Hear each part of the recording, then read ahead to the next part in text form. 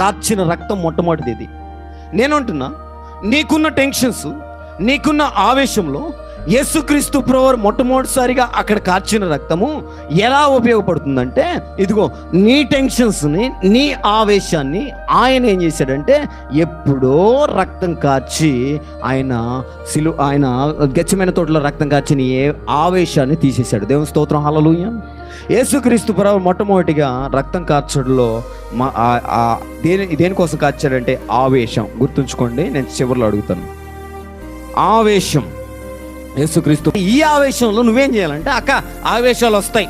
భర్త పట్ల భార్య, భార్య పట్ల భర్త ఏ నిర్ణయం తీసుకోవాలో తెలియదు, ఆవేశాలు వస్తాయి. ఆవేశాలు తొందరపాటు నిర్ణయాలు. ఒక చెల్లెమ్మ తొందరపాటు నిర్ణయాలతో ఒక చెల్లెమ్మ తురకపల్లిలో మొన్న ఈ మధ్య జరిగిందండి. ఆవేశం.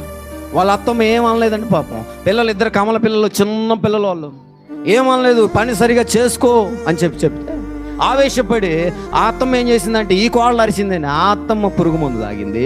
ఈ కోళ్ళ ఆవేశంలో ఏం చేసిందంటే వెళ్ళిపోయి ఉరేసుకుంది. ఇప్పుడు ఇద్దరు పిల్లలు బలైపోయారు. నేను చెప్తున్న ఆవేశంలో నువ్వు నిర్ణయాలు తీసుకోవద్దు.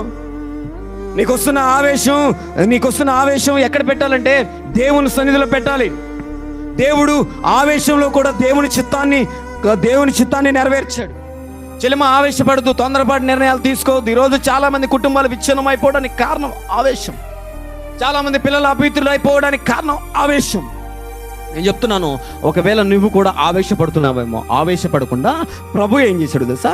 ప్రార్థన ద్వారా దాన్ని జయించాడు. దేవుని స్తోత్రం, హల్లెలూయా. ప్రార్థన చేశాడు. అటువంటి సందర్భంలో ఒక మూలన కూర్చోండి, ఆవేశపడకండి. ఇక డిక్లేర్, నేను ఆ మనిషితో ఇక గడప, ఇక వాళ్ళ ఇంటికి, ఇటువంటి ఏదైనా ఉంటే ఆవేశపడి తొందరపాటు నిర్ణయాలు తీసుకోకండి. దేవుని చిత్తాన్ని జరిగించండి. దేవుని స్తోత్రం, హల్లెలూయా, హల్లెలూయా.